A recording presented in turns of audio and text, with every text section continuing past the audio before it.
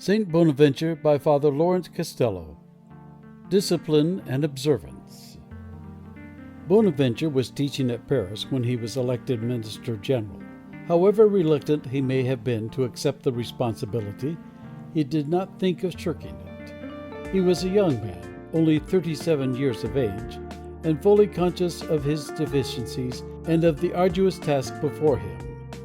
That he undertook it calmly and confidently shows that he possessed the virtue of fortitude in no slight degree. He was well aware of the dissensions within the order and of the relaxation of discipline that prevailed amongst some of the brethren. To remedy these was his first concern. Shortly after his election, he wrote a remarkable letter to the provincials of the order.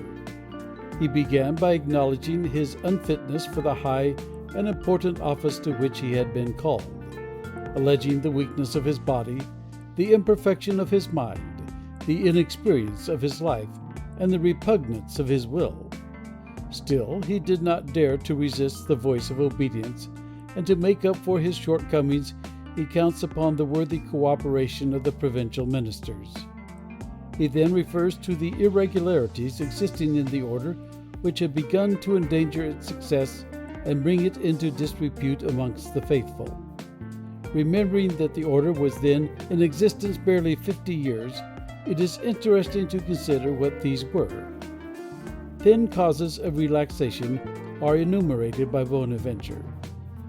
1.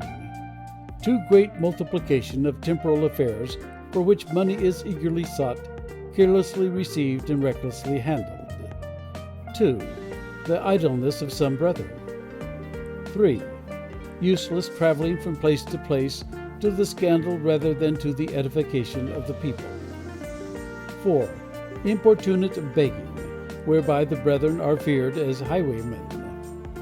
5. The construction of costly and pretentious buildings, which disturbs the peace of the order and exposes the brethren to the attacks of their enemies. 6. The increase of dangerous friendships, from which arose suspicions, calumnies, and scandals. 7. The imprudent bestowal of offices on those who were incapable of discharging them. 8. The eager reception of legacies and officious interference with obsequies, to the great offense of the secular clergy. 9. Frequent and expensive change of residence, to the disturbance of the locality and the prejudice of poverty. 10. Finally, expensive living, by which the brethren became a burden to the people. Whilst many, he remarks, are blameless in these matters, still the evil redounds upon all, and must not be overlooked nor tolerated on any account. He then points out the remedy and insists on its application. He concludes his letter with the following remarkable utterance: "Should I learn from the visitors whom I desire to pay special attention to these matters, that my directions have been obeyed, I shall give thanks to God and to you. But if it should be otherwise, which God forbid, you may rest assured that my conscience will not permit me to allow the matter to pass unnoticed. Although it is not my intention to forge new chains for you, yet must I, in compliance with the dictates of conscience, aim at the extirpation of abuses." From this we can gather the nature of the policy adopted by the saint. It was clearly one of firmness and moderation. Perceiving that they arose from minor causes, such as the particular views of individuals, he makes no reference to the internal dissensions of the order. He aimed at uniformity on general lines, convinced that if this were accomplished, lesser differences would gradually disappear, or at least lose their power of seriously disturbing the peace of the order. The rule was to be observed. No abuse was to be tolerated. But while strongly condemning the excesses of those who aimed at relaxation, he was not less determined in restraining the zeal of those who sought excessive rigor. This provoked the displeasure of the latter. In view of the saint's words quoted above, and of the constitutions enforced by him at the chapter of Narbonne, their failure to agree with his policy demonstrates how extreme were the views they entertained. And it is apparent that those who regard such men as representing the true spirit of the order are seriously mistaken. Excessive rigor is as foreign to the latter as excessive mildness. True virtue avoids both extremes, and Bonaventure's wisdom enabled him to aim at the golden mean. In 1260, our saint celebrated the general chapter of Narbonne.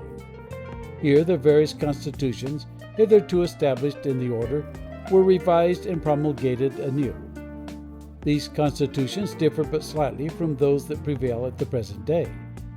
The vicissitudes of 600 years have necessitated certain additions and modifications, but they have remained substantially the same and constitute an enduring monument to the wisdom and foresight of Bonaventure.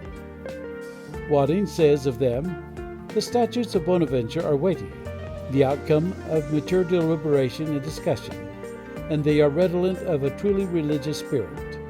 In them is enjoined whatever is of primary importance and necessity. They ought never to be abrogated, but whatever modifications, changes of time and place may call for, should be added to them, for of all they are the most excellent."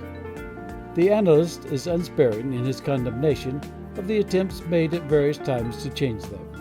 "One cannot but be displeased," he writes, deploring a state of things which now happily no longer exists, "at the facility with which some make laws at general chapters.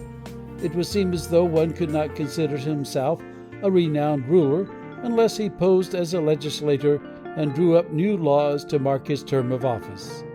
Hence we have daily fresh and bewildering laws, and such a multitude of crude and undigested statutes that the poor subject does not know today what he may have to observe tomorrow."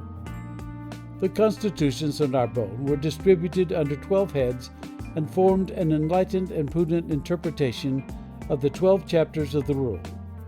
Writing to the provincials 6 years after their promulgation, Bonaventure attributes the existence of certain irregularities to their non-observance. His appeal to the prelates of the order on this occasion reveals the burning zeal of the saint.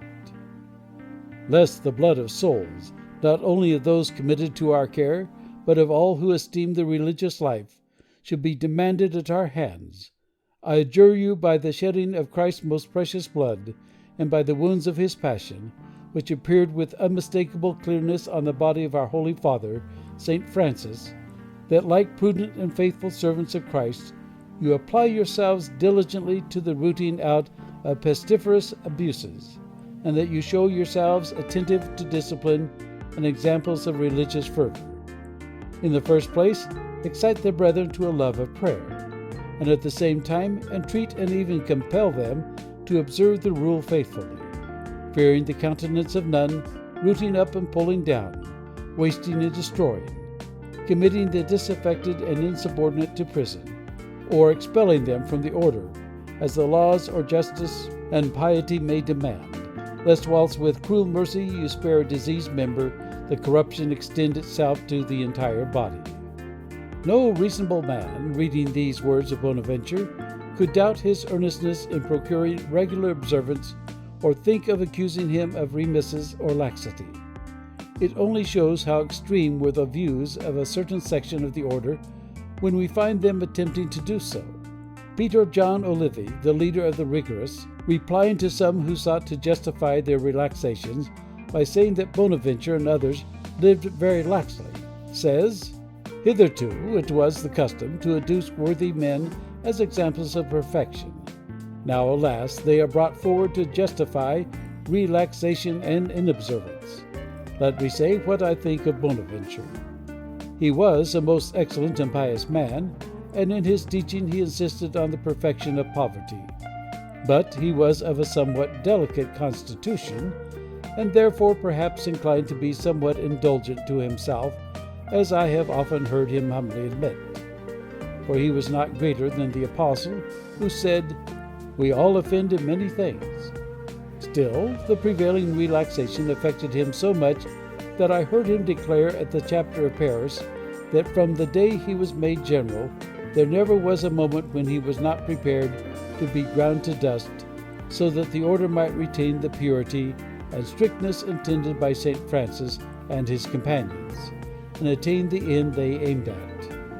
On this account the holy man may be excused somewhat though not entirely.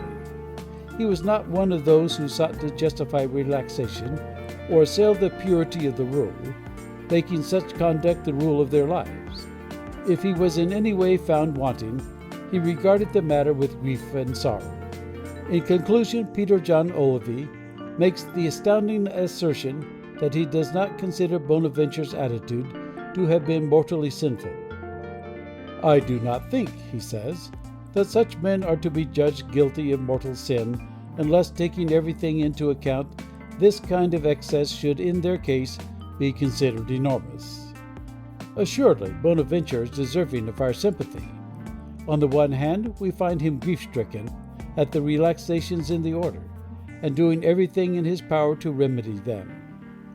On the other hand, we find him assailed as conniving at them and in some degree responsible for them. The rigorous could not distinguish between what was strictly commanded and what was a matter of perfection. This latter could be recommended, but not enforced, and because our saint's wisdom would not allow him to attempt its enforcement, they accused him of laxity. It has been said in a previous chapter that the observance of St. Francis was something peculiar to the saint himself, and could not become a matter of obligation for all. Strict observance admits of many degrees of perfection. This Bonaventure perceived, and while sincerely desiring that which was most perfect, he felt that it was unattainable. Hence he chose a middle course, and steadfastly adhered to it. By this means unity and peace were on the whole well maintained in the order during his generalship. Still, the elements of discord were not destroyed. They were only held in check by the powerful personality of the saint. They continued to operate slowly and imperceptibly, giving rise in time to the financial sect known as Fraticelli. We are justified in thinking that the maintenance of the body of the order in its substantial purity was due to the wise administration of Bonaventure. A more rigorous general or a less observant one might have led the order to some extreme which would have wrought its ruin. From this point of view, our saint deserves the title which has widely been bestowed upon him of second founder of the Franciscan order. End of chapter 6.